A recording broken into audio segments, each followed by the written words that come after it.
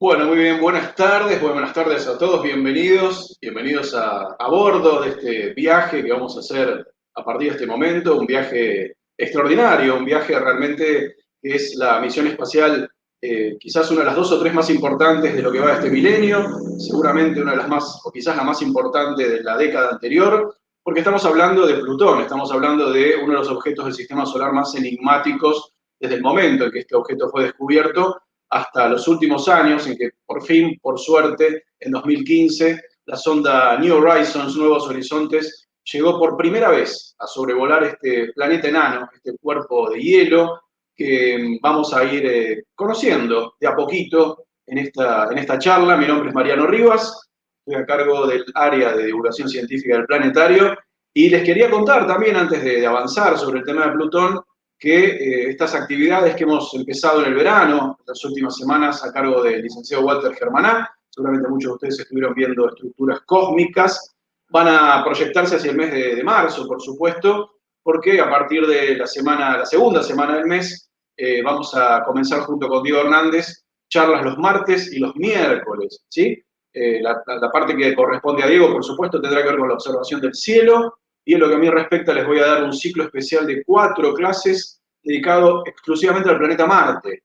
Esto lo hemos elegido fundamentalmente a la luz de la reciente y tan comentada y exitosa misión Perseverance, ¿no? Que todos ustedes bien conocen. Así que vamos a dedicarle 4 semanas a fondo al planeta Marte desde la parte histórica, desde la parte mística, desde la parte quizás más conocida y sobre todo profundizar en todo lo que tiene que ver con la exploración a fondo de las últimas décadas, haciendo hincapié también en lo que está pasando ahora, lo que esté pasando en esos futuros miércoles y por supuesto también mirando un poquito al futuro y lo que va a ser las misiones futuras al planeta Marte, incluyendo el posible desembarco tripulado. Así que ahora, dicho todo esto, pasamos directamente a lo que nos ocupa en el día de hoy, que no es Marte sino Plutón, y vamos a encarar esta primera parte de la charla, más o menos la primera media hora, hacer un identikit básico, ¿no? Para aquellos que estén un poquito perdidos, un poquito desactualizados o que necesiten un poco de contexto de lo que es esta misión, entender un poquito cuál es la situación de Plutón en el sistema solar.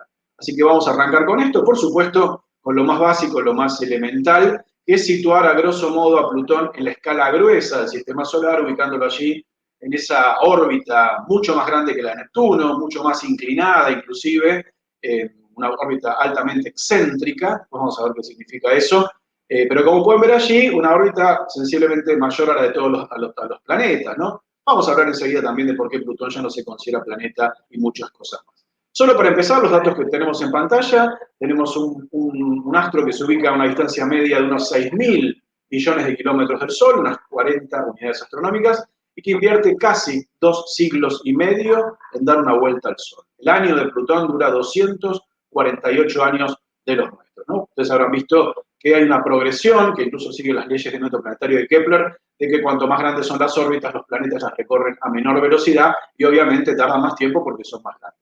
Así que vamos directamente a profundizar un poquito más en esto de la órbita de Plutón. Fíjense, esto de la excentricidad, ¿no? Una órbita, vamos a decir en buen criollo, muy ovalada, que en un punto lo pone a solamente 30 unidades astronómicas del Sol, incluso un poquito más cerca que Neptuno, la punta derecha del gráfico sería, y en el otro extremo, lo que sería el afelio, lo primero sería el perihelio, el otro sería el afelio, a 50 unidades astronómicas del Sol.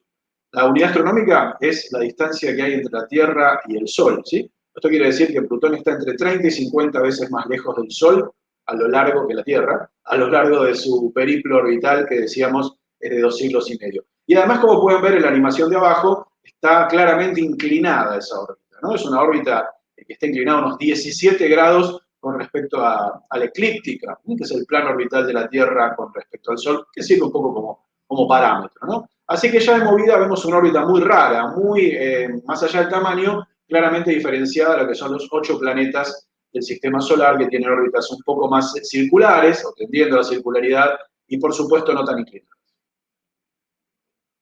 Vamos a hablar de las generalidades, seguimos con las generalidades, tamaños, ¿no? Ahí tenemos a nuestro planeta, y hemos puesto también a la Luna para comparar y darnos cuenta de lo pequeño que es Plutón, ¿no? Plutón mide menos de 2.400, menos de 2.300 kilómetros de diámetro, es un objeto realmente muy pequeñito, de hecho es más chico, no solamente que la Luna, es más chico que muchas de las lunas del sistema solar.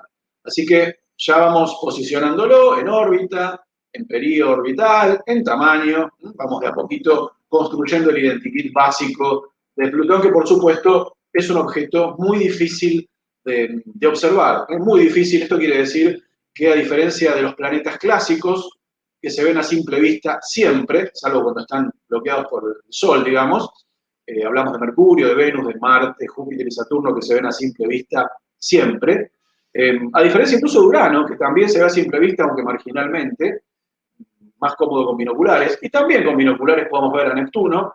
Plutón es otra historia, está mucho más lejos, como vimos antes, pero además es mucho más chiquito, así que la luz que recibe el Sol es muy poca, la luz que refleja del Sol también es bastante poca, y lamentablemente eso lo convierte en un objetivo astronómico hiper difícil. Olvídense de verlo a simple vista, además está decirlo, olvídense de verlo con telescopios sencillos.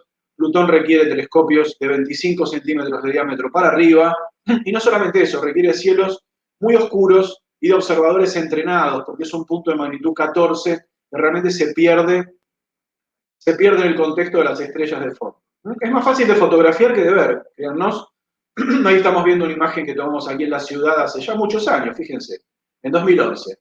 Lo tomamos aquí en Buenos Aires con un telescopio, una foto muy sencilla, que después, bueno, podemos apelar a los software que nos ubican a los astros para estar más seguros de lo que estamos viendo y fotografiando, ¿no?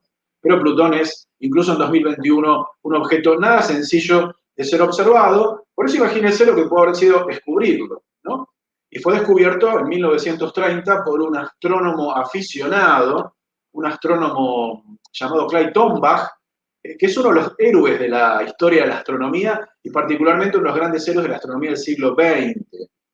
No vamos a contar acá en profundidad la historia de Clyde Tombaugh, pero era un muchachito que vivía en una granja con su familia, muy humilde, que no pudo concretamente hacer la carrera de astronomía, pero se formó, un autodidacta extraordinario, que se construyó su propio telescopio y que empezó a hacer una serie de observaciones de los planetas Júpiter, Marte y Saturno alrededor del año 20. Bueno, así terminó consiguiendo un puesto en un observatorio, el Observatorio Lowell en Arizona, donde lo contrataron, podríamos decir hoy en día, como pasante, para hacer una búsqueda de un objeto que se seguía buscando desde hace varios años, que era lo que muchos llamaban el planeta incógnito, el planeta X, lo concreto.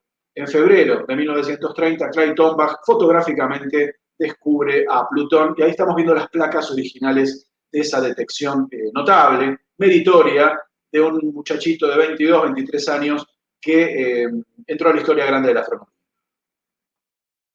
Lo que vemos ahí es el documento histórico, el comunicado que el Observatorio Lowell de Arizona envía al mundo, anunciando la detección de un objeto aparentemente transneptuniano. Con la cautela del caso, como debe ser, nunca se usó la palabra planeta en este documento, fíjense qué interesante. En el título de ese documento no dice hemos descubierto un planeta, ni habla de planeta, habla de un objeto transneptuniano, y esto ya empieza a mostrarnos la punta de la hilacha de lo que nos va a llevar a nuestro concepto contemporáneo de planeta enano. Bueno, a partir de los cálculos que hacen los astrónomos en cuanto a la radiación solar que llega a esas distancias, se estimaba que la superficie de Plutón, el calor que recibe Plutón del Sol, haría que su superficie exiguamente roce los 230, 240 grados bajo cero, ¿sí? Y al mismo tiempo, esto de estar tan lejos del Sol, en promedio 40 veces más lejos, hace que reciba, esto va al cuadrado inverso, recibe 1.600 a 2.000 veces menos luz del Sol que nosotros aquí en la Tierra. Por eso, en la superficie de Plutón, si bien no es como a veces se dice que el Sol parece la luna llena, en realidad brilla muchísimo más que la luna llena en el cielo terrestre, pero de ninguna manera es el astro cegador que vemos en los cielos de la Tierra, ¿no? Por esta obvia razón de distancia. Bien, vamos a seguir entonces con esta primera parte del perfilado de Plutón. Antes de entrar en concreto a la misión Nuevos Horizontes, vamos contando a los amigos que se van sumando, que son cada vez más a lo largo de estos minutos cortos. Bien, estamos haciendo el perfilado grueso de Plutón y ahora les estamos mostrando lo que son los modelos geológicos contemporáneos, podríamos decir.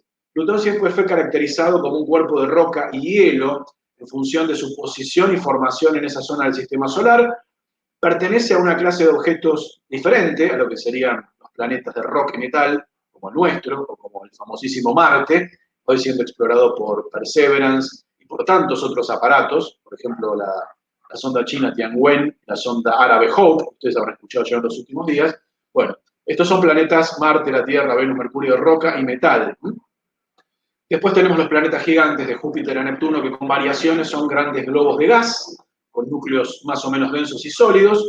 Y después viene una zona encabezada por Plutón y otros objetos, que son pequeños mundos de hielo, posiblemente con corazón rocoso. Así que el modelo grueso de Plutón es un corazón rocoso, que tendría entre un cuarto y una mitad de su diámetro, y el resto sería un manto de hielos, donde no faltaría, entre otros, el agua congelada. Vamos a profundizar esto un poquito más adelante cuando veamos lo más novedoso 2020 y 2021 de lo que es la morfología geológica de Plutón. Por ahora dejamos esto picando y quería contarles que uno de los hallazgos más importantes de Plutón antes de New Horizons fue la detección de una atmósfera que fue descubierta a fines de los años 80, en el año 1988, hace 33 años, un experimento relativamente sencillo, una ocultación.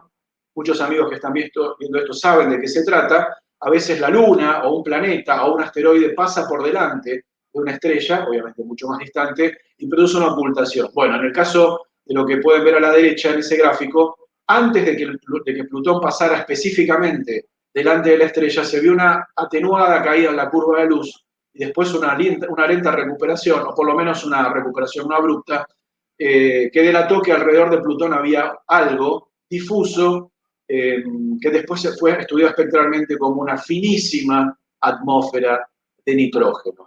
En ese momento se estimó una atmósfera más o menos del orden de la 100 milésima, 100 milésima o menos de la atmósfera de la Tierra. Vamos a ver cuál es el dato real después de la misión Nuevos Horizontes. En los años 90, hasta principios de los 2000, el telescopio espacial Hubble detectó con mucha crudeza, apenas pudiendo resolver el disco de Plutón, que había variaciones estacionales a lo largo de los años en cuanto al albedo, es decir, las variaciones de brillo, las variaciones de reflectividad superficial, que lo van a ver ahí en tonos grises, negros y blancos, como han ido cambiando entre data del año 94 y data 2003-2002. ¿Sí? Esto, ¿qué nos decía en esa época?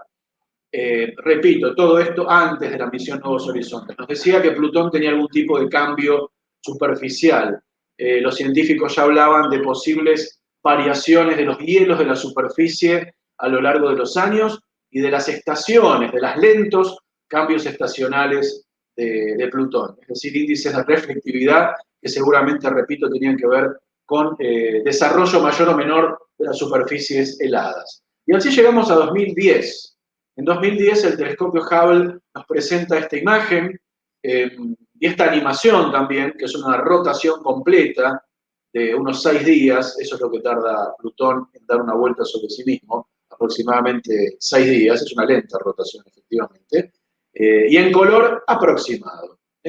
Piensen ustedes que para los que veníamos esperando algo sobre Plutón los años anteriores, esto fue extraordinario porque fue la primera vez que vimos algo más o menos definido, incluso algo de color en Plutón. Ya se sabía espectralmente que había ciertas tonalidades rojo-anaranjadas en Plutón, pero bueno, este boceto del Hubble, en el límite de su resolución, nos dio el mejor Plutón que tuvimos en esa época, 2010, y todavía por unos años más, ¿no? Porque la verdad es que la misión Nuevos Horizontes se hizo esperar hasta llegar a Plutón hasta el año 2015.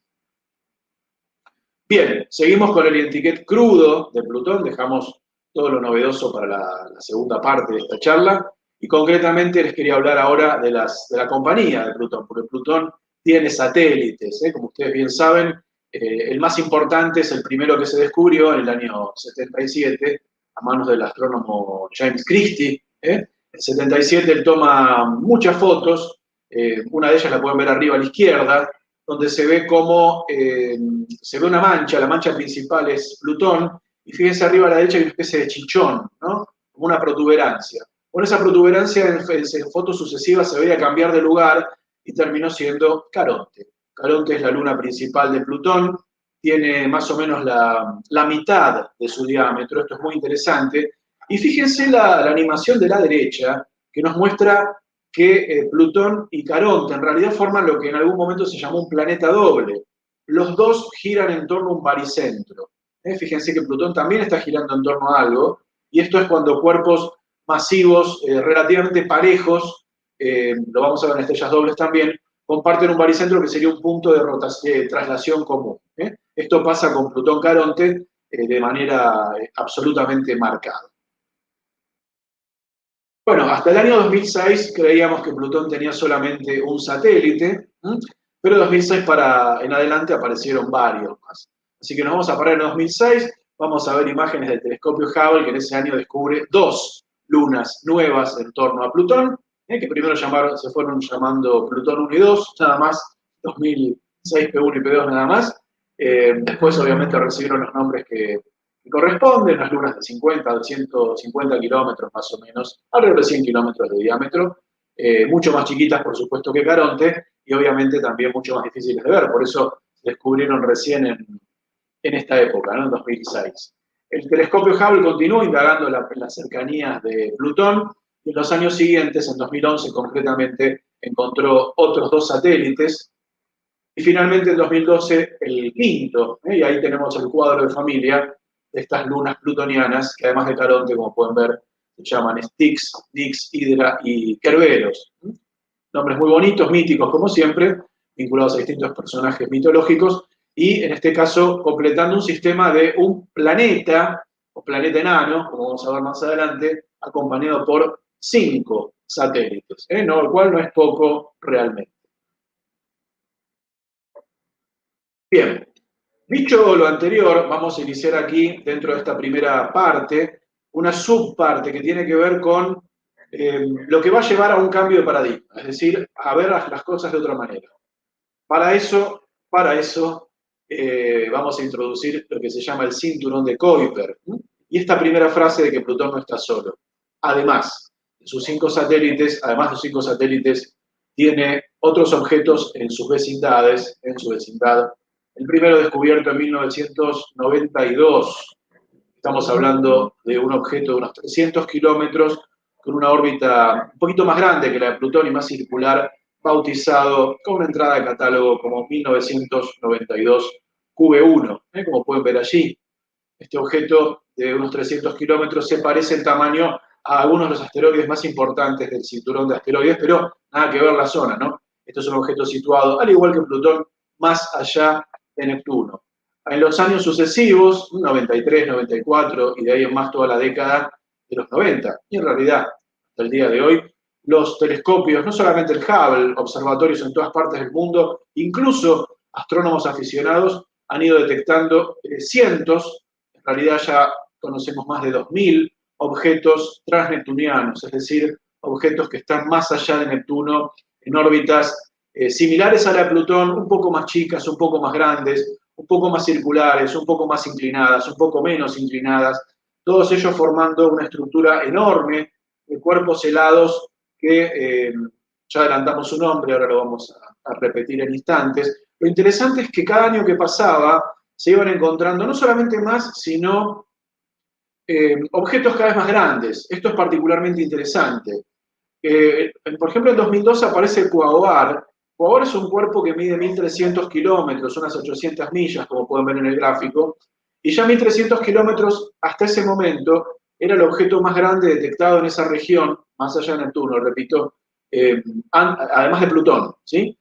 Hasta ese momento eran todos mucho más chicos que Plutón. Y esto empezó a cambiar un poco la visión. Después aparece Sedna, en 2004, un cuerpo que tiene 1.400 kilómetros de diámetro, con una órbita que incluso es muy ovalada y lo lleva muy, muy lejos del Sol, al punto tal que tarda unos 10.000 años, en dar una vuelta al Sol, y también con un tamaño aceptable, ¿no? Decíamos 1.400 kilómetros, que ya no eran los pocos cientos que se descubrían al principio, los pocos cientos de kilómetros. Decíamos recién que en este momento 2021 estamos por encima ya de los 2.000 objetos transneptunianos confirmados. Quiero repetir esto, objetos que están más allá de la órbita de Neptuno, con órbitas y tamaños relativamente similares a los de Plutón. Esto cambia muchísimo las cosas porque antes se creía que Plutón era un cuerpo solo, único y dominante. E incluso se lo creía bastante más grande de lo que cada medición posterior fue marcando. Esto es interesante, a lo largo de las décadas Plutón fue perdiendo tamaño a partir de estimaciones cada vez más finas, que lo llegaron a poner incluso bien por debajo de Marte e incluso por debajo de Mercurio. Ahí tenemos una representación de parte de estos 2000 objetos transneptunianos allí representados en color verde. Como pueden ver, forman una especie de herradura, o más bien un anillo casi completándose, que se extiende incluso mucho más allá de Plutón. Los astrónomos calculan que esto es apenas la punta del iceberg de lo que podrían ser quizás 100.000 o 200.000 objetos de decenas de kilómetros para arriba, y que eso se lo conoce globalmente a este anillo de escombros de hielo como cinturón de Kuiper.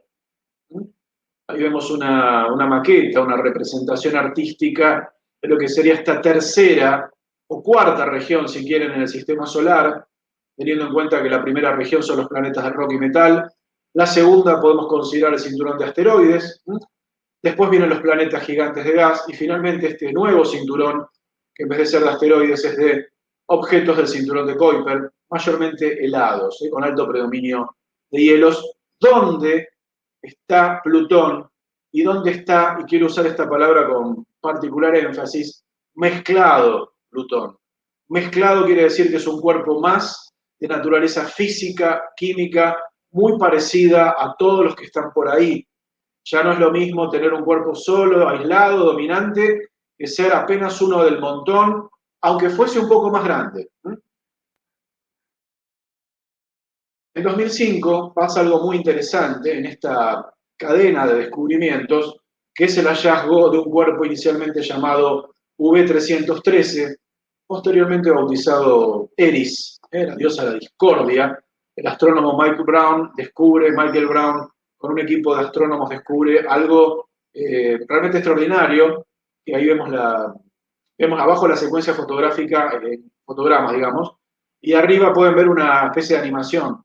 Fíjense en el simbolito verde cómo se está moviendo ese objeto. Bueno, así se descubren este tipo de objetos, ¿no?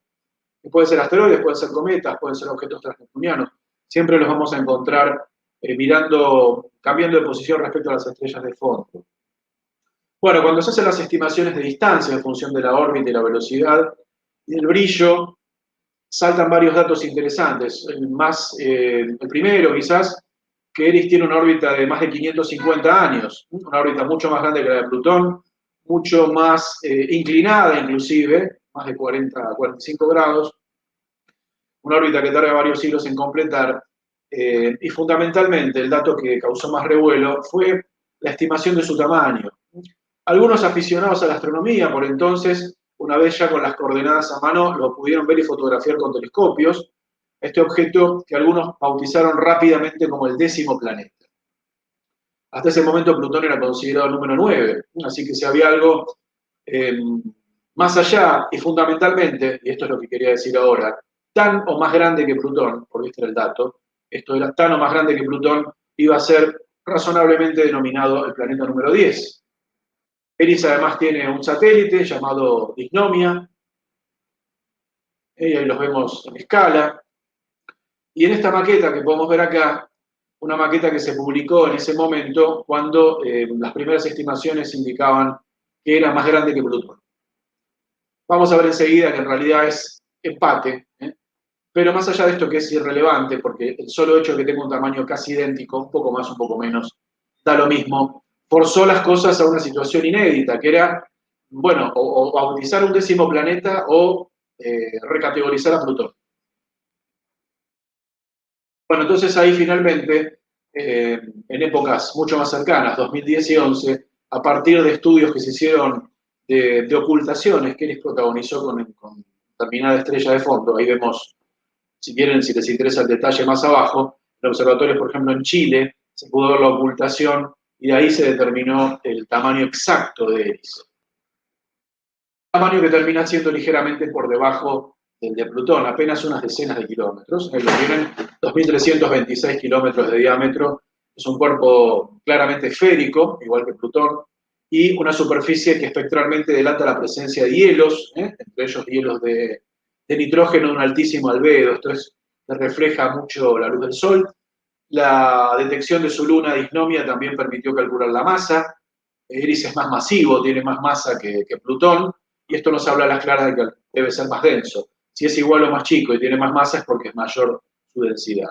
Algunos datos que tenemos de Eris, este cuerpo nada despreciable, que compite cabeza a cabeza con Plutón en el cinturón de Kuiper, y que justamente su detección llevó a una crisis paradigmática, porque en ese momento hubo que definir las cosas, y la historia nos cuenta que en realidad no había una definición clara de planeta. No había en 2005, 2006 una clara definición de planeta. Esto que estamos diciendo parece insólito, pero no existía porque parecía algo de sentido común que un planeta era una cosa más o menos grande que da vueltas al Sol, por eso asteroides y cometas quedaban excluidos, pero esto llevó realmente un callejón sin salida.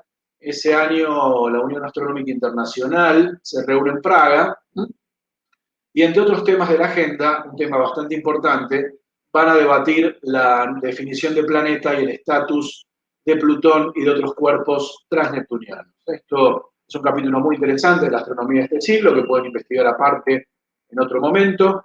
Finalmente allí, después de una serie de discusiones bastante acaloradas, por cierto, donde hubo rispideces, casi les diría gritos e insultos también, se definió por mayoría una definición de planeta que es la hoy vigente, de 2006 al día de hoy. Esta es la definición de planeta que tiene 3 puntos fundamentales. Un planeta es un cuerpo que gira directamente en torno al Sol, eso es fundamental, por eso las lunas quedan excluidas.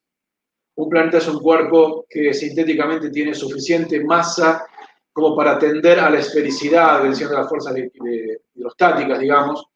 Es un cuerpo que por su masa tiende a acomodarse en la esfericidad, es decir, un planeta tiene que ser algo más o menos esférico, ¿no? Por eso un asteroide o un cometa deforme y pequeño no es un planeta, entre otras cosas. Y además, y este es el punto que más revuelo causó, un planeta tiene que ser el cuerpo dominante en su región, no estar mezclado con otros y haber, como dice allí, limpiado la vecindad de cuerpos en competencia.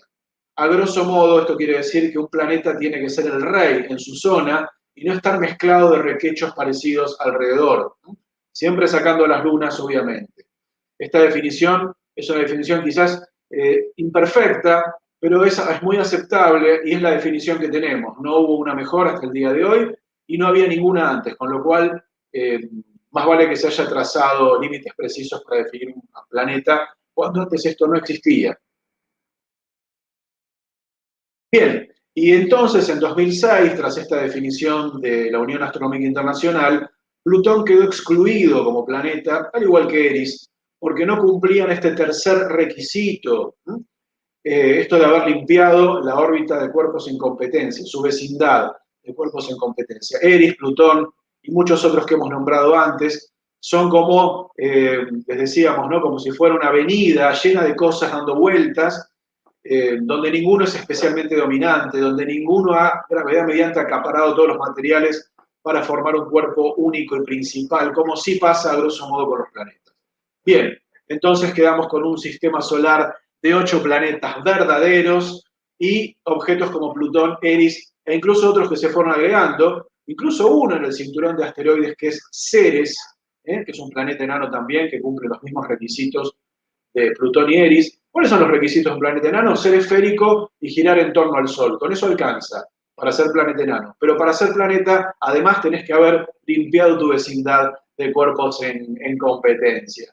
Tenemos después la categoría de las lunas, obviamente, y después todo lo demás, lo que no es planeta, lo que no es luna, lo que no es planeta enano, es decir, millones y millones de asteroides y cometas, entran en una categoría llamada simplemente cuerpos pequeños del sistema solar, que vamos a desglosar, por supuesto, en familias de asteroides, cometas del cinturón de Kuiper, de la nube de Oort, etc. No es el tema de esta charla, pero sí está bueno ir jerarquizando al sistema solar en sus componentes. ¿Qué les parece? Bien, vamos a a relajar un poquito, ya hacia el tramo final de esta primera parte, y les voy adelantando que al final de esta primera parte vamos a ver un video que nos va a dar las puertas a la misión Nuevos Horizontes. Se hicieron toda clase de caricaturas en ese tiempo. No había memes todavía en esa época, pero sí circulaban caricaturas en distintos soportes, y esta es una de ellas, por ejemplo. Obviamente que había internet y muchas cosas más, donde los planetas clásicos, casi en un acto discriminatorio, lo corren al pobrecito Plutón. Incluso hubo cosas muy bizarras, como campañas de mucha gente muy ofendida y muy triste de que Plutón había sido denigrado, podríamos decir, y hasta hubo manifestaciones. Ahora les voy a mostrar algo que pasó en Estados Unidos, que es mitad broma, mitad en serio, pero las marchas realmente ocurrieron. Las reacciones populares de descontento en Estados Unidos no se hicieron esperar, incluso hasta la policía tuvo que intervenir para ordenar un poco algunos focos de revoltosos en lugares como Arizona, donde la gente fue con proclamas para defender a Plutón. Incluso fue Pluto también ahí a gritar a favor de... Ustedes saben que Pluto, el perro de Mickey, el nombre Pluto se debe a Plutón, ¿no? Porque el personaje apareció después que el descubrimiento del planeta. Y ahí aparecen otras consignas, como el tamaño no importa, bueno, cosas que muchas veces hemos escuchado, casi a modo de excusa también. Y fíjense abajo que hay un señor de anteojitos. Ese señor de anteojitos medio risueño es el hijo del descubridor de Plutón. Así que, lógicamente, de Clayton Bach tenía que estar en la marcha a favor de Plutón. Cosas simpáticas que pasaron. Bien, Plutón entonces es un planeta enano, al igual que Eris, pero hay otros cuerpos en el cinturón de Kuiper que cumplen este requisito de ser esféricos y orbitar directamente al Sol. Ahí tenemos a Makemake y a Haumea, que son objetos de unos 2.000 kilómetros de diámetro, más o menos, nada despreciables. Y aparece también Ceres, que no es del cinturón de Kuiper, pero sí es del cinturón de asteroides, ¿sí?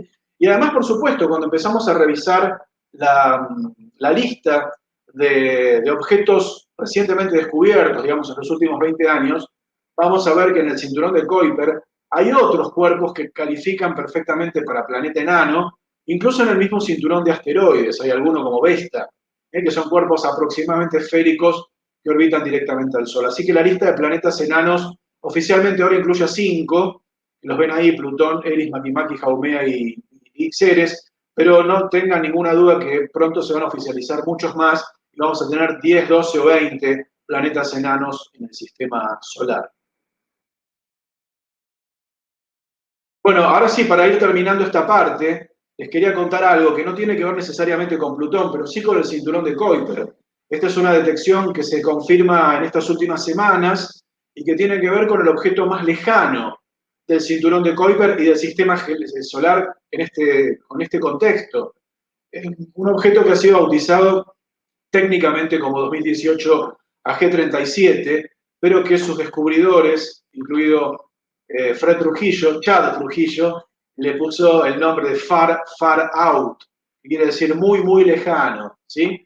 Esto, los invito a leer la placa, donde hay más información. Ahí están los nombres, los 3 astrónomos de distintas universidades que, primero con el telescopio Subaru y después con otros telescopios como el Gemini o el Magallanes, confirmaron en los últimos meses este objeto que es el más lejano que conocemos del sistema solar, ¿sí? Fíjense allí, Far Far Out, en el momento de ser descubierto en estos últimos meses, digamos, está a más de 130 unidades astronómicas del Sol, tiene una órbita muy elongada que lo lleva incluso mucho más allá, hasta 175 unidades astronómicas, y estos son 3-4 veces la distancia de Plutón al Sol, ¿no?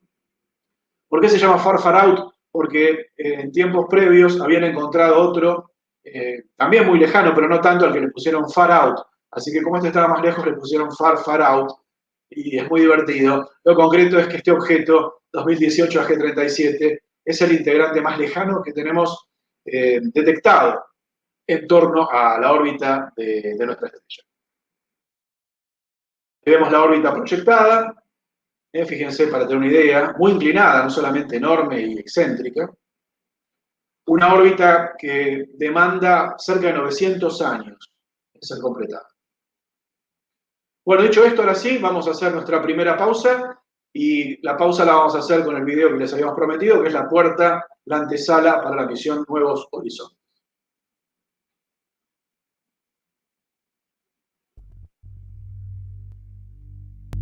It has been over 3,000 days since we left Earth. We're now almost 3 billion miles away from home. Out here, where the sun is distant and faint, is a place no one has ever seen before. Pluto and its system of moons, the farthest worlds ever to be explored by humankind.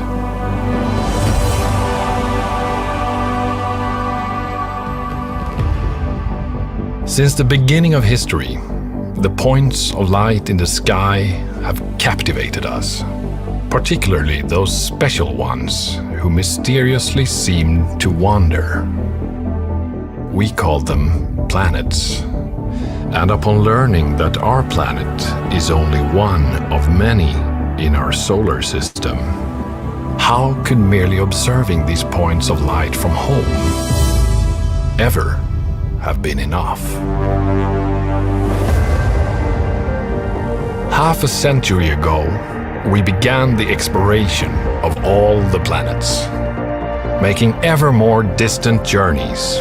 Each new world, from Mercury to Neptune, revealed its own startling complexity, character, and unimagined beauty.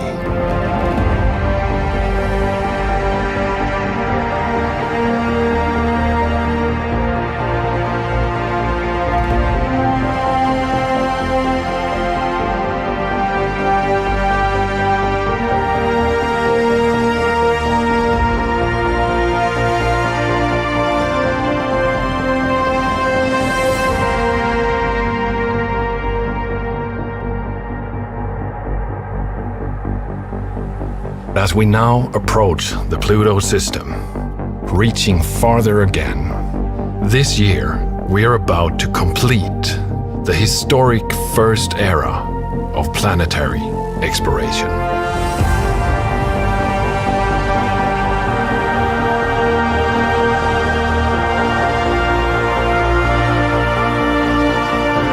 Who knows what wonders await us at these new horizons.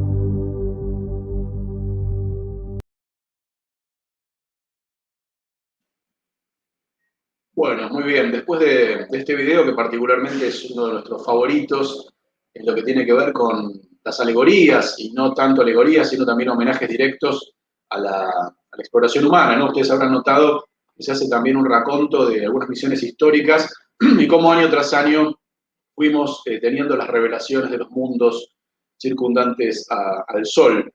Y esta deuda que tenía la astronomía planetaria concretamente, que era de revelarnos a Plutón por primera vez. El video también termina con el locutor diciendo, ¿quién sabe qué maravillas nos están esperando? Bueno, justamente la misión Nuevos Horizontes, New Horizons, reveló maravillas por doquier, en un cuerpo que a priori era considerado de poco interés, o por lo menos un cuerpo quizás geológicamente muerto, o sin demasiadas cosas que presentar, ahí en el cinturón de Kuiper, frisado a 240 grados bajo cero. Una científica planetaria decía antes de la misión Nuevos Horizontes que hasta ese momento, la misión fue lanzada en 2006, y vamos directamente a esta placa, el lanzamiento de New Horizons en enero de 2006, estamos hablando de 15 años ya del lanzamiento, parece mentira, una misión que aparte venía siendo esperada por todos nosotros desde chicos, hubo gente que esperaba esto por décadas. Esta misión Nuevos Horizontes parte en enero y decía esta astrónoma que todo lo que sabíamos de Plutón hasta ese momento se podía escribir en una tarjeta de presentación. y lo que Nuevos Horizontes no iba a dejar iba a llenar volúmenes enteros de enciclopedias. Y la verdad que es así, la verdad que es así, y nosotros vamos a tratar ahora de ir por las líneas más gruesas, de los hallazgos más importantes. Hemos tratado de resumir lo que sea a continuación, lo que han sido decenas, cientos de papers escritos por especialistas a la luz de toda la información que New Horizons fue derramando, no solamente en el acercamiento, sino información que después fue lentamente desglosada, incluso hasta el día de hoy. Esta misión ya ha pasado largamente por su objetivo principal. Vamos a ver allí entonces algunas imágenes de la nave antes de ser lanzada, una nave relativamente sencilla, nada que ver con la sofisticación de Perseverance, de Curiosity, los rovers que bajaron en Marte, tampoco nada que ver con la sofisticación, por ejemplo, de Cassini, la sonda que estuvo 13 años en órbita de Saturno, la Juno, que está en Júpiter, nada que ver. La misión Nuevos Horizontes fue muy sencilla, muy económica, una nave con 6-7 instrumentos, algunas cámaras, una antena, no mucho más que eso, y ya de movida se sabía que esta misión no iba a ponerse en órbita de Plutón, sino simplemente acercarse y seguir de largo. No había ni tamaño, ni capacidad, ni combustible para insertar a esta nave en órbita. Era esto o no era nada, quizás por muchos años más. Así que NASA se decidió hacer algo, como muchas veces pasa en la vida, más vale hacer algo que no esperar la perfección y nunca hacer nada, ¿no es cierto? Así que la lanzaron en enero del año 6, hace 15 años, una nave que solamente en un año ya estaba llegando a las cercanías de Júpiter, planeta al cual en una maniobra de asistencia gravitatoria lo aceleró muchísimo. Esto fue a propósito, el pasaje por Júpiter, al punto tal que en 2008 ya estaba cruzando la órbita de Saturno, en 2011 estaba cruzando la órbita de Urano y en 2014 estaba cruzando la órbita de Neptuno, ya en el tramo final a su viaje que iba a tener como clímax la llegada a Plutón en 2015, concretamente en julio, que es lo que estamos viendo en esta placa. Ese tramo rojo que ven ahí abajo a la derecha es lo que le faltaba en ese momento, en agosto de 2014, cuando cruzó la órbita de Neptuno para llegar a Plutón. Bien, ya en abril, un par de meses antes, 2-3 meses antes del momento principal, comenzamos a recibir de la antena Nuevos Horizontes las primeras imágenes e incluso animaciones de Plutón y Caronte. Muy baja resolución, obviamente, todavía faltaban muchísimos millones de kilómetros para llegar. Lo interesante es que con el correr de las semanas, obviamente a medida que la sonda se iba acercando, iban llegando vistas de mejor resolución, que empezaron a empatar lo mejor que teníamos hasta ese momento, que eran las imágenes del Hubble. Esto que estamos viendo acá, de la cámara Loring, de Nuevos Horizontes, es muy similar a lo que nos mostró el Hubble, incluso esto que estamos viendo aquí ya de mayo y junio del año 15. Fíjense, detalles vagos, pero que de a poquito iban perfilando algo interesante, ¿no? Incluso una zona especialmente brillante de altísimo albedo. Esa terminó siendo la característica más notable de Plutón. También, por supuesto, la nave se ocupó de tomar imágenes preliminares de Caronte, como estamos viendo aquí. Caronte ya en el 18 de junio de 2015 mostraba una mancha muy llamativa cercana a uno de sus polos. Y ahí los vemos ya en una imagen un poco más nítida y ya en color real a este dúo dinámico, ¿no? A este que alguna vez se llamó planeta doble, a este planeta enano con su super satélite, Caronte. Bien, así vamos a llegar al momento más importante, que fue el 14 de julio del año 15, y ahí tiene la gráfica que nos muestra cómo fue ese momento de máximo acercamiento. La nave se acercó a Plutón a unos 50-60.000 kilómetros por hora, y en un momento pasó a unos 12.000 kilómetros de la superficie. Ese fue su máximo acercamiento. En ese momento, obviamente, en esos minutos, en esas horas, fue cuando la mayor cantidad de información e imágenes de alta resolución fueron tomadas por la nave y posteriormente transmitidas a la Tierra en los días y semanas sucesivas. Ahí estamos entonces viendo ese momento, repito, el 14 de julio de 2015. Y ahí finalmente nos llega este primer plano global, histórico, que realmente nos despertamos en esos días, 14 y 15 de julio, ya con celulares en mano, obviamente con redes y todo, y era increíble, porque esos puntitos, esos píxeles que habíamos visto en las décadas anteriores, se convertían ya en un mundo con identidad propia, un mundo absolutamente revelado, con un paisaje complejo que pedía visto su interpretación. Ese es Plutón en este primer plano de la nave New Horizons el 14 de julio del año 15, hace 5 años y medio, un poquito más también. Ahora les vamos a contar todo lo que hay para recortar, para contar en esta imagen. Ya en primer plano aparece esa mancha con forma de corazón, que algunos bautizaron el corazón de Plutón. Sí, es razonable, y que es la característica más llamativa que ya se ha visto en imágenes crudas, incluso, y ahora sí se los voy a contar, tan temprano como en los años 50 del siglo XX, algunas observaciones de curvas de luz y demás daban a entender que Plutón tenía una cara más brillante que la otra, y seguramente eso tenía que ver con este rasgo que termina siendo bautizado la región de Tombach, la región que lleva el nombre del descubridor de Plutón, esa característica superlativa, que no es otra cosa, y ahora lo vamos a ver en otra perspectiva, Plutón, ¿sí? Esto sería el hemisferio opuesto, en menor resolución, porque la verdad es que la nave tomó, según la distancia a la que estaba, imágenes más o menos nítidas, ¿no? Las imágenes de menor resolución correspondían justamente al hemisferio opuesto de Plutón, y la característica superlativa era la región de Tomba, justamente una llanura que ahora vamos a ver en primer plano.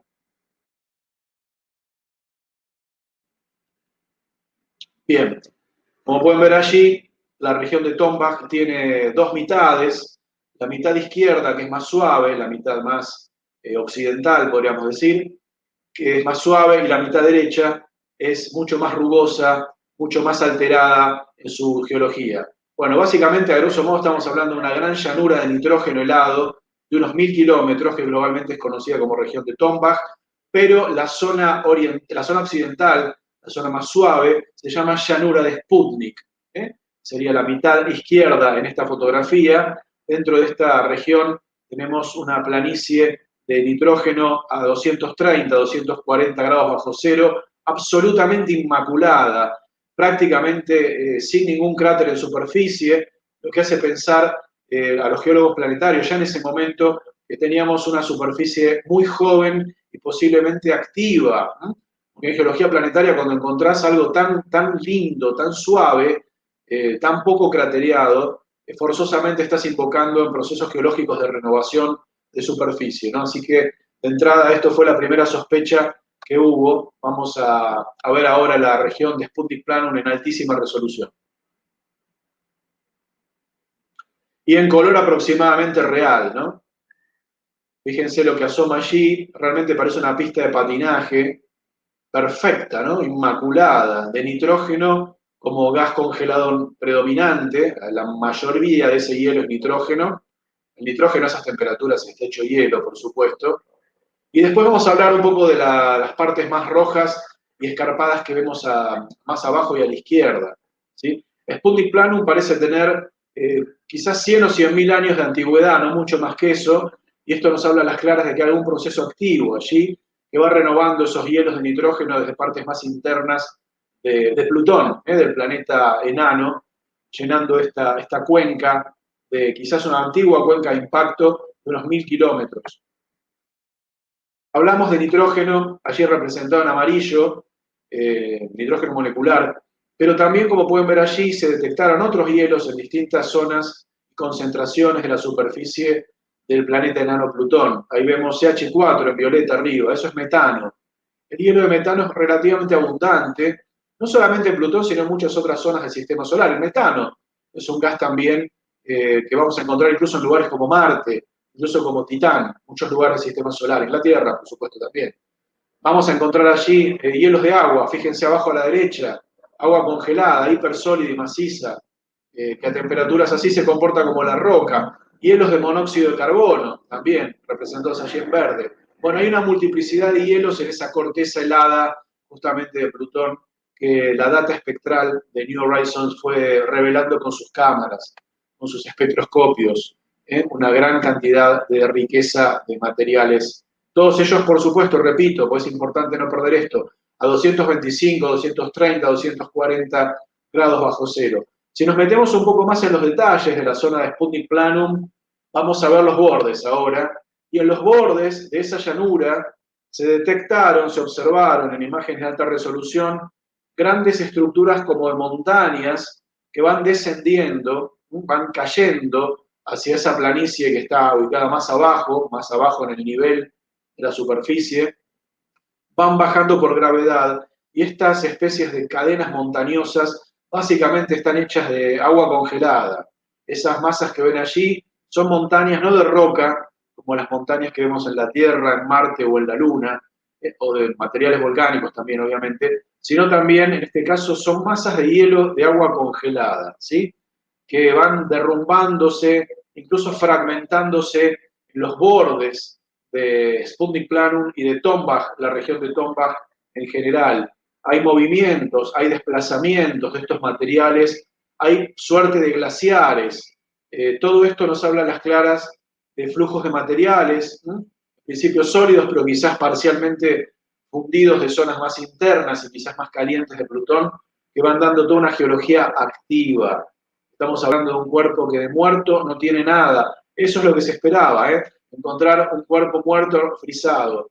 Pero la geología de Plutón mostró en ese momento grandes sorpresas que le volaron la cabeza a los geólogos planetarios. Estamos viendo indicios de actividad geológica. Fíjense, ahí tenemos un plano medio de fracturas en estas masas de hielo que van descendiendo, que se rompen y empiezan a derivar hacia la llanura de Sputnik, esa llanura de nitrógeno.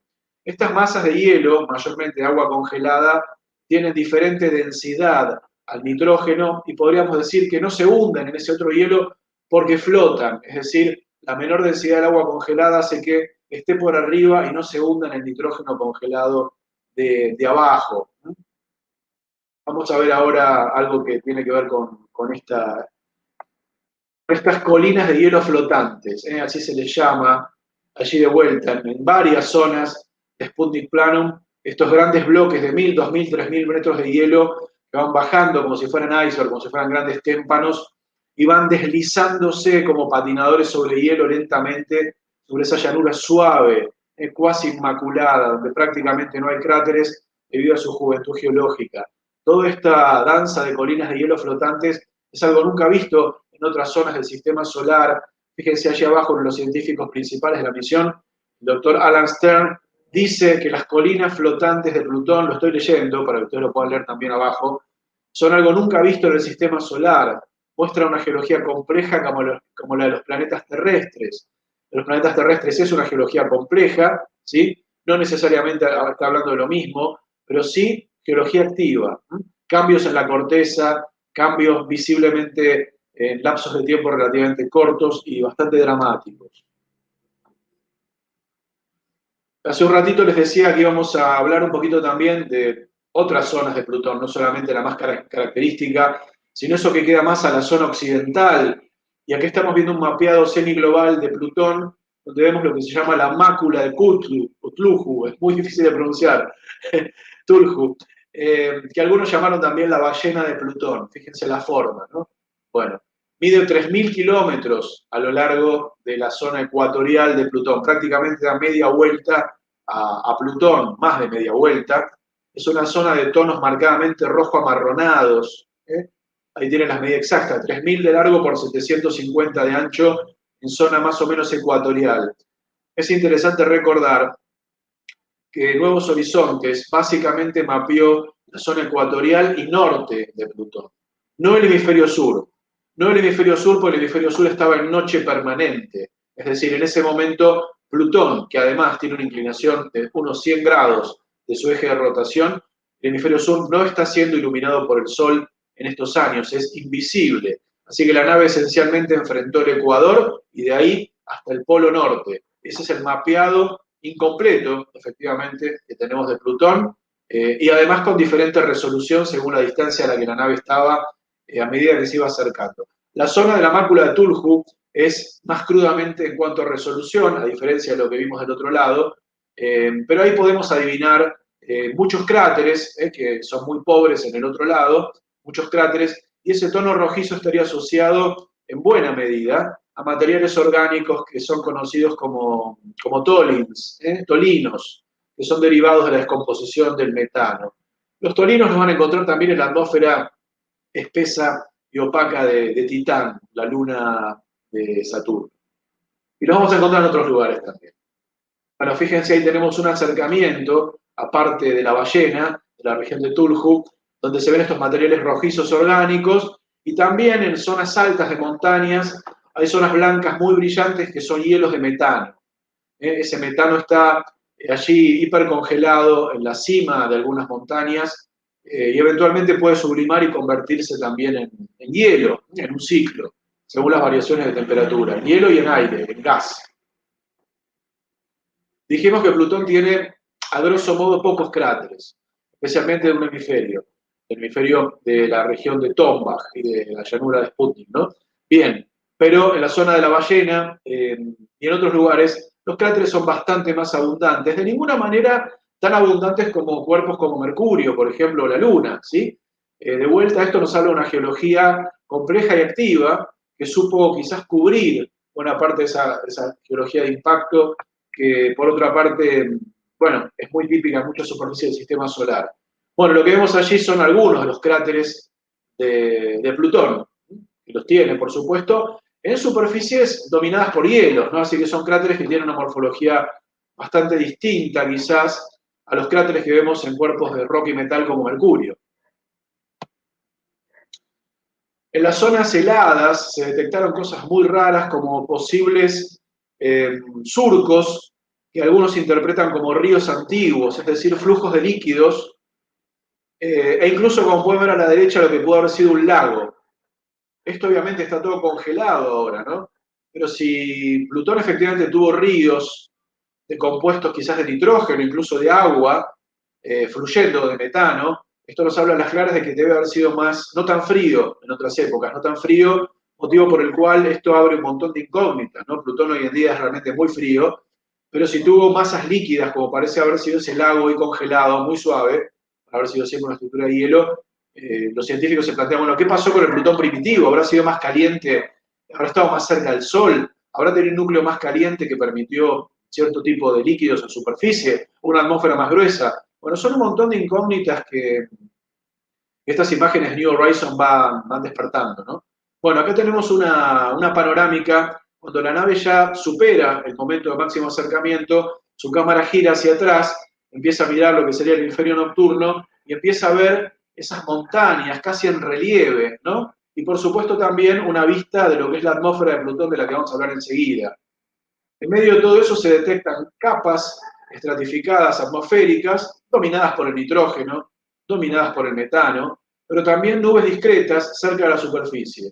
Nubes, como hay aquí en la Tierra, neblinas, niebla, llámenlo como quieran, ¿no? Según la densidad y la altura. Pero esta es una imagen también testigo de New Horizons, nos muestra la presencia de nubes discretas muy cerca de la superficie de Plutón. Seguimos repasando los hallazgos principales de New Horizons, hallazgos que no se limitan al momento del sobrevuelo, repito, sino a toda la data que se fue digiriendo en las semanas, meses y años posteriores. Esta es una imagen, a mi criterio, extraordinaria, que nos muestra la espalda de Plutón, una especie de Plutón creciente, si quieren, apenas iluminado por el Sol a la derecha, o menguante en este caso, dominado por el hemisferio nocturno y donde vemos claramente la atmósfera, ¿no? Una imagen casi de despedida de lo que fue la misión. Y quiero volver a estos planos, ¿no? Cercanos, donde las montañas de hielo, de agua básicamente, y también de metano, adquieren casi relieve. Fíjense, esto es realmente impresionante. Quiero que lo veamos. Me voy a callar un poquito para que lo disfruten. Algunos compararon esta vista que parece casi 3D a lo que uno vería en un avión, ¿no? Esas especies de gránulos que ven en distintas zonas, especialmente a la izquierda, son montañas de 2.000 a 3.000 metros, básicamente hielo macizo. Para muchos esta fue una de las vistas más increíbles de la misión, al punto tal que fue elegida como tapa para la revista Science, ¿no? Una de las dos revistas, junto con Nature, más populares del mundo, de mayor prestigio más que populares. Una vista extraordinaria. Bien, y ahí vemos entonces lo que les decíamos del hemisferio fotografiado y estudiado, Ecuador y Norte, y la zona que estaba en oscuridad, que New Horizons no pudo estudiar, por obvias razones de oscuridad. Vamos a ampliar esa cartografía. Fíjense entonces que está de alguna manera dividida la zona de mayor resolución es del centro y un poco a la derecha, un poco a la izquierda, y después hay zonas más vagas como la región de la ballena, de Tulhu, ya mucho más bajas. De todas maneras, el conjunto es infinitamente superior a cualquier cosa que teníamos antes de la misión, y allí vemos los nombres de la cartografía que fueron propuestas primero de manera informal y posteriormente de manera definitiva. La región de Tombach, la más importante, que a su vez tiene la llanura espútnica a su zona izquierda, y después un montón de nombres que incluso aluden a misiones, ¿no?, interplanetarias, como las Venera rusas en Venus o las Voyager. Bueno, se pueden cansar ahí de encontrar nombres familiares de otras sondas históricas que aportaron y construyeron nuestro conocimiento del sistema solar, y que ahora están plasmados esos nombres en la cartografía de Plutón. Ahora, si la nave visitó Plutón, obviamente también se tomó un tiempo para observar a Caronte. Caronte es su luna gigante, este satélite de 1.200 kilómetros de diámetro, que por primera vez ahora estamos viendo en alta resolución, bien color, un color grisáceo, donde hay una serie de características muy llamativas. Caronte es bastante distinto en densidad a Plutón, está dominado más por hielos que por roca, tiene la mitad de la densidad de Plutón.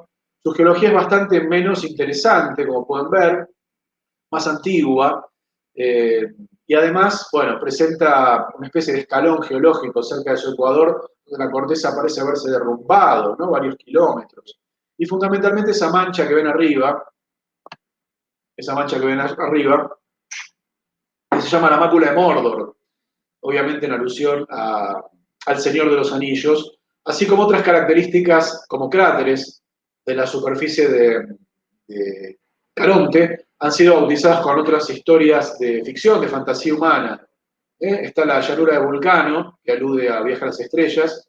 Allí, por ejemplo, está el cráter del señor Spock y del capitán Kirk, o de la muy bonita Uhura, la teniente negra a bordo del Enterprise, el comando. También hay una zona dedicada a Star Wars, están los cráteres de Leia, de Luke y Vader.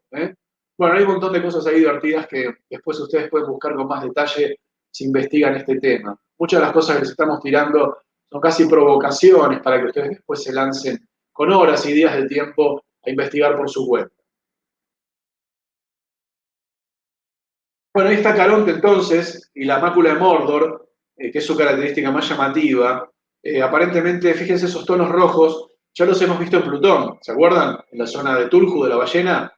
Bueno, aparentemente eso tiene que ver con metano, que está en el aire de Plutón, metano que se ha escapado, y metano que al mismo tiempo no solo se ha escapado, sino también ha caído gravitatoriamente hacia Caronte, se ha condensado allí y ha formado unos hielos orgánicos de metano que se descompone con luz solar y forma tholins, los famosos tholins que nombramos antes, que ya los vimos en Plutón. Bueno, están allí también en la zona polar norte de Caronte.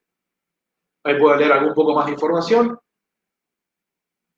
que remite a trabajos que se publicaron ya mucho más cerca del tiempo. Estamos hablando del año 19 y 20, explicando esta característica superlativa de Caronte, que es su gran mancha rojiza y que tendría clara relación con la atmósfera y la pérdida de gases de su papá, de Plutón, producto de la interacción gravitatoria y también de la fuga atmosférica. Bien, vamos a comparar ahora lo que teníamos antes, es un buen momento para hacerlo, el sistema Plutón-Caronte, acuérdense lo que vimos hace un ratito, y lo que es el sistema Plutón-Caronte de 2015 al día de hoy. Cuerpos que además están separados apenas por 20.000 kilómetros, ¿no? Y que alguna vez se lo llamó planeta doble. Hoy hablamos de un planeta enano con una superluna, al menos en comparación a su tamaño. La relación de tamaño Plutón-Caronte es apenas 2 a 1. Además, por supuesto, Nuevos Horizontes se tomó un tiempo para tomar imágenes de las otras lunitas que nombramos. Ahí pueden ver a las muy pequeñas y muy irregulares Styx, Nix, Hydra y Kerberos, la más grande, unos 150 kilómetros, allí en órbita plutoniana.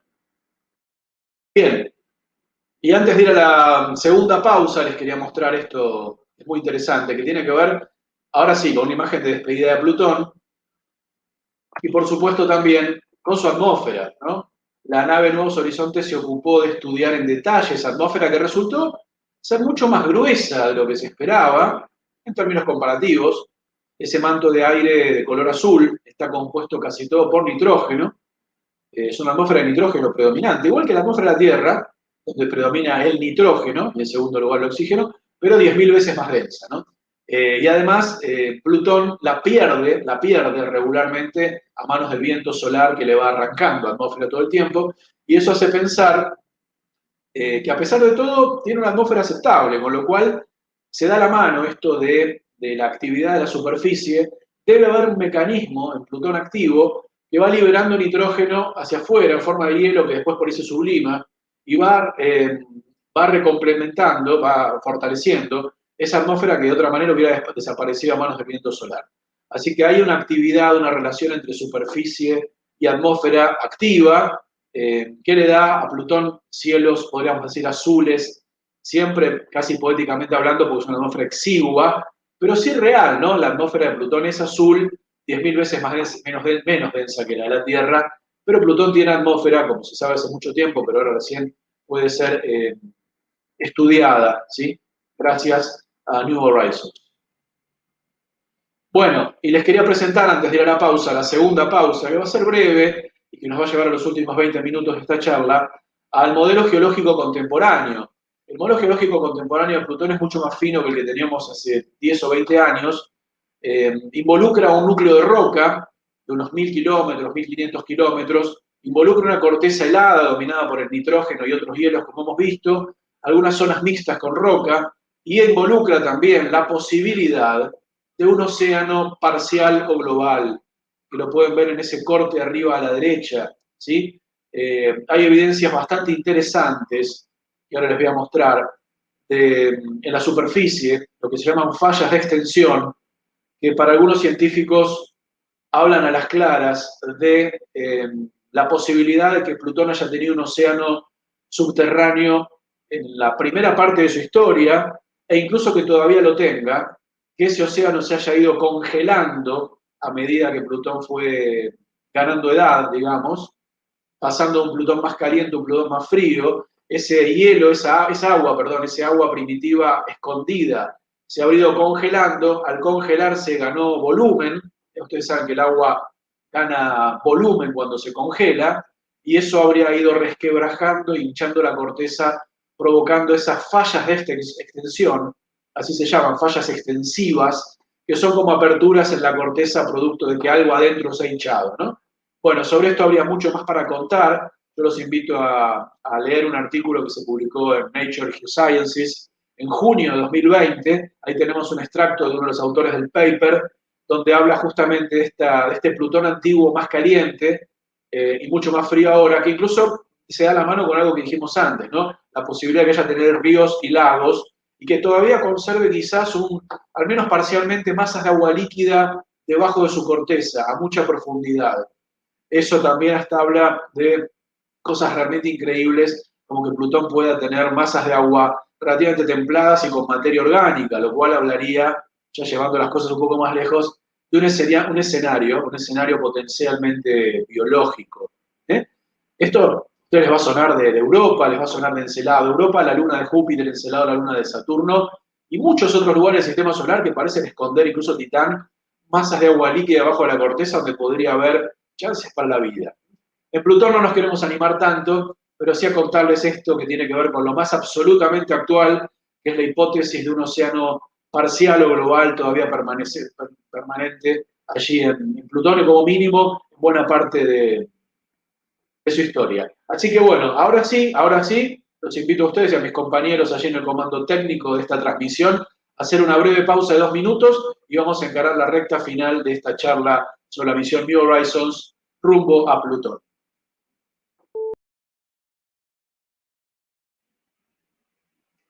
Bueno, muy bien, vamos volviendo de esta breve pausa.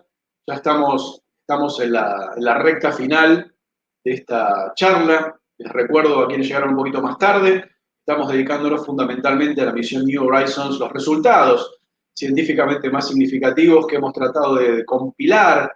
Les recuerdo que la información de la misión ha dado lugar a decenas de papers que en buena medida hemos tratado de leer, de entender, de contar de la manera más clara posible para que ustedes en 2021 tengan un panorama muy actualizado y entendible fundamentalmente de lo que es el planeta enano más famoso de todos, no el único. Estaba viendo recién algunos de los comentarios de ustedes, no, la verdad que no puedo contestar en tiempo real, es completamente imposible, pero les quería agradecer muchísimo los comentarios, todos los saludos que nos están mandando, los agradecimientos, tanto por esto que estamos haciendo ahora, como lo que fue el ciclo de hace poquito, el que terminó Dark Walter, o lo que se viene. A propósito de esto les quería contar que en marzo, la segunda semana de marzo, martes y miércoles a las 7 de la tarde, tanto Diego Hernández los martes como quien les habla Mariano Rivas los miércoles, vamos a iniciar un ciclo nuevo de 4 charlas consecutivas.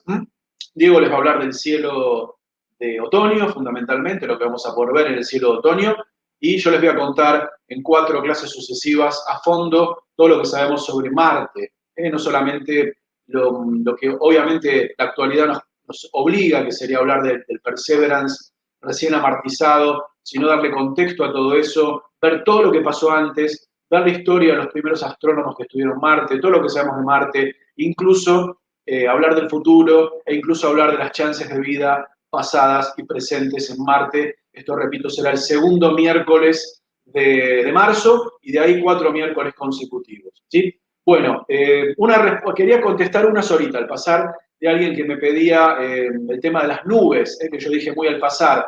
Yo evito a veces entrar en demasiado detalle numérico porque sé que ustedes se pierden y no tiene mayor sentido muchas veces, eso va a las placas, pero concretamente alguien nos preguntaba, bueno, ¿a qué altura están esas nubes?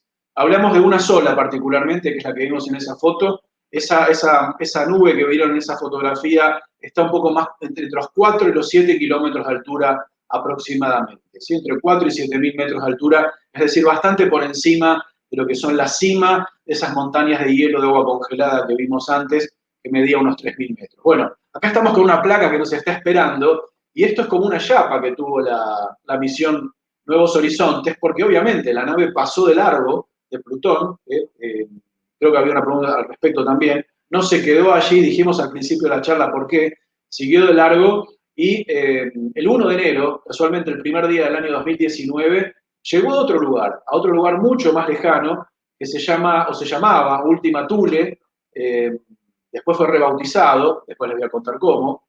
Esta imagen que estamos viendo aquí es una alegoría de ese encuentro, con ese objeto del cinturón de Kuiper. Lo interesante de esto que vamos a transitar en estos minutos que nos quedan, es que Ultima Thule es el objeto más lejano, no del sistema solar, ya vimos cuál era, hace un ratito, que se llama Far Far Out. Ultima Thule es el objeto más lejano que hayamos explorado, ¿sí? En forma directa.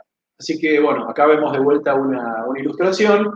Les quería mostrar entonces la placa, cómo siguió la aventura después del encuentro con Plutón en 2015. Fueron algunos añitos más de viaje, hasta que el 1 de enero Nuevos Horizontes llega a unos 6.500 millones de kilómetros del Sol, es decir, mucho más allá de Plutón, y se encuentra con este otro objeto del cinturón de Kuiper que había sido elegido en los años anteriores como objetivo posible para esta misión. No por nada, sino otras cosas porque estaba más o menos en la ruta que la nave podía llegar a interceptar. Bien. Ultima Thule, lo que tenemos que decir mientras vemos las imágenes de aproximación, era que inicialmente era un píxel en algunas cámaras en fotos de larga exposición, un cuerpo muy chiquitito, de apenas 33 kilómetros de diámetro, un cuerpo que, tal como se sospechaba unas semanas antes, resultó de estructura bilobular, así se llama. Son dos cuerpos más o menos esféricos pegados por un cuello. Seguramente eran dos cuerpos independientes que chocaron a baja velocidad en un campo gravitatorio muy débil y quedaron pegados, quedaron fundidos como una especie de patito de hule, como un 8 o como un bolo de bowling, dijeron algunos en ese momento. Ahí tenemos algunos datos para los que les gustan los números exactos. 33 es el kilómetro, los kilómetros que mide de diámetro Ultima Thule en sus dos componentes, y tarda casi 300 años en dar una vuelta al Sol. Fíjense, ahí estamos viendo una animación de su desplazamiento, es ese puntito que va entre las dos manchas principales. 300 años es un periodo mayor a la órbita de Plutón, esto nos habla a las claras de una órbita más grande, ¿cierto? Periodo orbital más grande, órbita más grande, lógicamente, está más lejos del Sol, un cuerpo que básicamente es un pegote de diferentes hielos, básicamente, y algunos materiales rocosos, como es típico de los objetos del cinturón de Kuiper más comunes, que son requechos de unas decenas de kilómetros, no mucho más que eso. Bueno, después de esas imágenes que les mostré, que eran preliminares, bueno, también empezaron a hacerse estudios y ahí podemos ver, bueno, por ejemplo, a la derecha un modelo de cómo se pudo haber formado, ¿no? Ultima Thule. Básicamente de piezas menores que se formaron por acreción planetesimal en dos cuerpos finales, casi finales, que finalmente terminan juntándose en ese muñeco de nieve. Fíjense también arriba a la izquierda tenemos variaciones de albedo, de reflectividad. Las superficies reflejan más o menos luz solar en función de que están hechas. Los hielos son más reflectantes que las superficies porosas y rocosas. Y como pueden ver abajo a la derecha, eso es muy interesante. Fíjense, el gráfico de la derecha nos muestra como sectores que se han claramente diferenciado los científicos, como que en realidad ahí están los pedazos menores que se fueron ensamblando para formar las dos bolas principales. ¿Se entiende? Eran esos pedacitos chiquititos que fueron formando primero una bola y otra bola, y después las dos bolas principales chocaron. Son modelos de formación de un cuerpo bilobular. Hay cometas, habrán visto cometas que también tienen esta característica de ser bilobulares. No es algo tan raro encontrar cuerpos con forma de este aspecto. Bueno, fíjense una cosa, esto es interesante, ¿no? Porque hasta este momento, hasta el momento en que la nave sobrepasa, estamos hablando de la nave Nuevos Horizontes que venía a visitar a Plutón, se creía que eran dos pelotas básicamente pegadas, ¿no? Pero cuando se ve esta imagen que ven animada a la izquierda, parece que no eran exactamente dos pelotas, sino más bien dos estructuras más o menos, no aplanadas, pero bastante achatadas, ¿no? Como si fueran, algunos hablaron de panqueques o de tortas, pegadas en un punto de contacto, que según la perspectiva podían parecer o dos esferas, dos bolas, más o menos, o dos estructuras ya más con forma de plato, de disco, también pegadas allí. Aparentemente Ultima Thule es ni más ni menos que eso que están viendo abajo, y esto recién se reveló, bueno, en el momento muy breve, ¿no? Que la nave se acerca y pasa de largo. Bien, en épocas muy cercanas a nosotros, del año 19 para acá, acuérdense que esta visita fue el 1 de enero de 2019, fue rebautizado Ultima Thule. Ultima Thule, les quería decir, como no lo dije antes, era una expresión antigua que tenía que ver con la exploración humana en distintos lugares de la Tierra, de europeos básicamente. Es algo así como la frontera desafiante a cruzar, ¿no? Como la última frontera sería. Y Ultima Thule, metafóricamente, o no tanto, era eso, era el cuerpo más lejano que íbamos a visitar en el sistema solar por mucho tiempo, porque esto que acaban de ver ustedes es el cuerpo visitado por la humanidad más lejano, quizás en décadas, ¿sí? Porque no va a haber una misión a Plutón en el corto plazo y mucho menos un objeto del cinturón de Kuiper específico que no sea Plutón. Pueden pasar 10, 15, 20 años que no vamos a ver nada tan lejano como Plutón y más allá, Ultima Thule, rebautizado, y ahí el título como Arrokoth. Arrokoth es el nombre vigente para el ex Ultima Thule, que a su vez tenía una entrada de catálogo previa. Y ahora lo vamos a ver en color.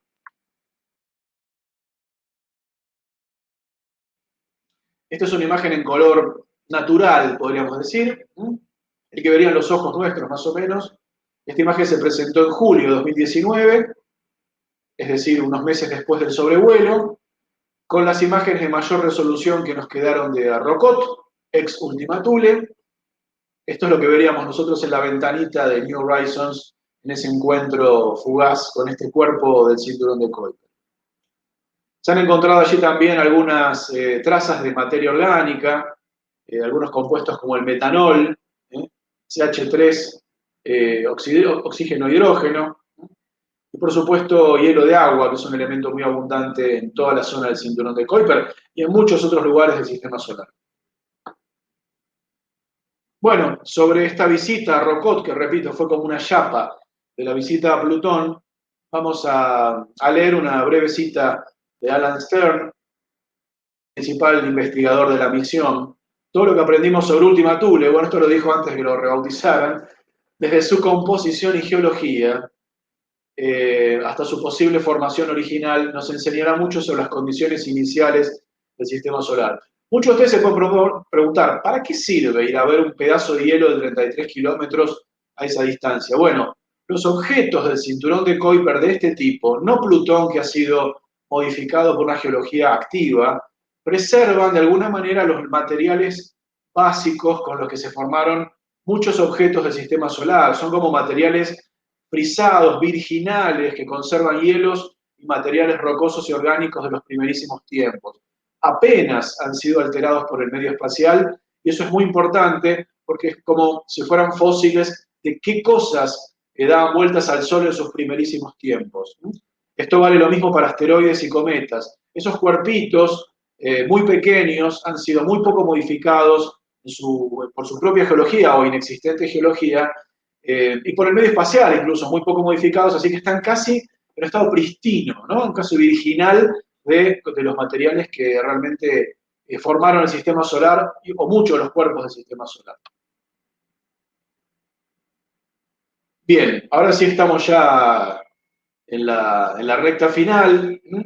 Siempre a esta altura del partido nos vamos a tomar un tiempito para hacer un homenaje. Lo hacemos siempre que hablamos de Plutón, cuando hacemos las clases presenciales en el planetario también, porque la Nuevos Horizontes no solamente nos dejó la revelación de Plutón y también de Rocot como extra, y llevó instrumentos, sino que también llevaba otras cosas a bordo.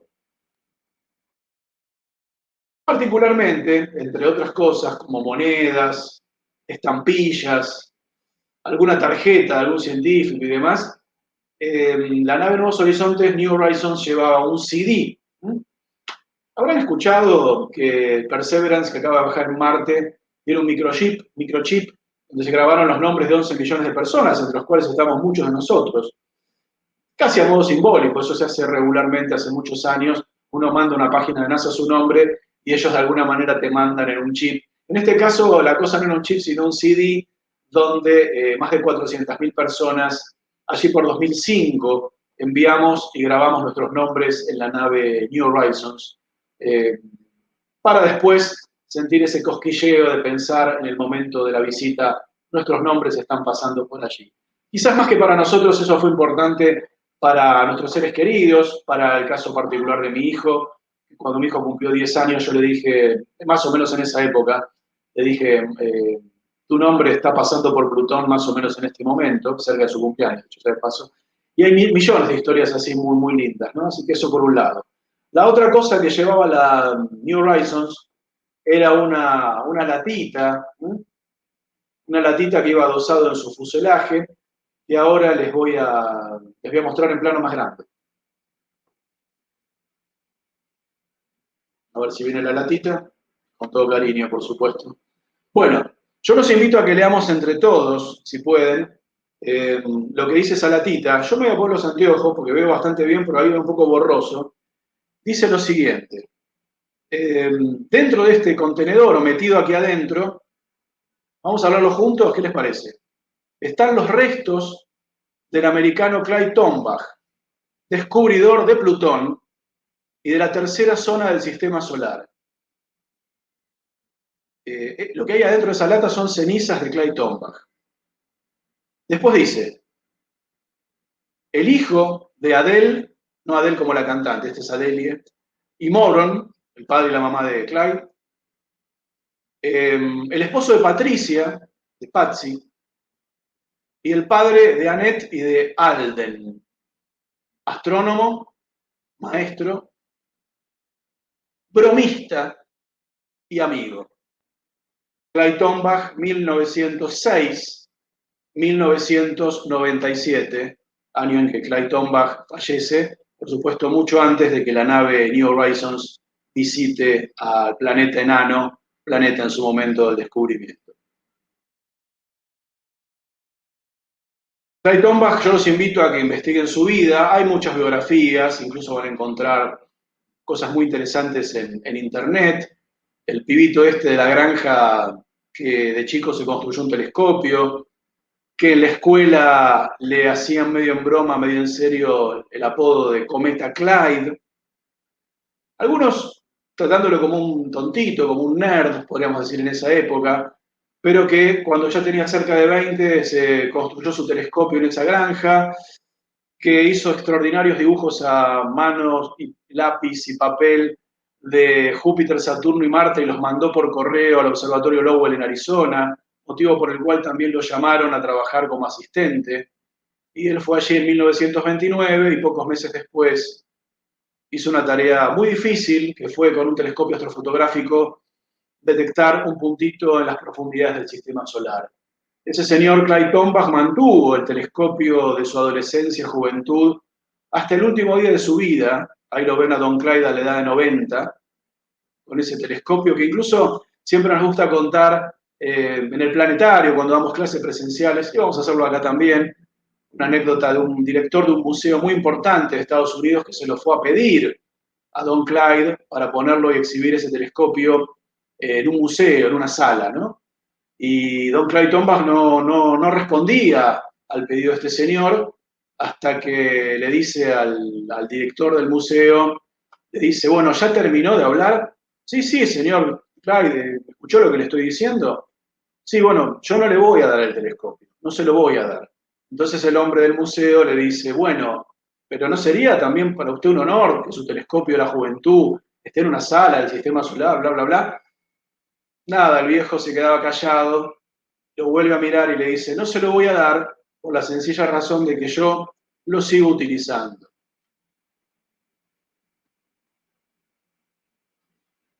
Ahí lo ven a Don Clyde con la mirada perdida en el cielo infinito, con su telescopio de la juventud, que había construido 69, 70 años antes de esa foto. Ustedes saben que Clyde Tombaugh, obviamente, al morir en el 97, nada de lo que les acabamos de contar pudo vivir. Ni siquiera mucho con respecto al debate que llevó a Plutón a ser considerado como planeta enano. Entonces vieron que a veces en la vida uno puede hacer actos de reparación histórica, arreglar ciertas cosas, aunque sea a modo de homenaje o para ser contadas en una charla como esta. ¿Qué hicimos? Bueno, no lo pudo ver como nosotros. Entonces lo que vamos a hacer es juntar en esta última imagen al descubridor con el descubierto, a Don Clyde Tombaugh con Plutón finalmente revelado a nuestros ojos y, por qué no, también, y si queremos, a los ojos de él. De esta manera, entonces, terminamos este encuentro llamado Plutón revelado, la misión New Horizons. Mi nombre es Mariano Rivas y me despido hasta muy pronto. Que estén muy bien y muchas gracias por su atención.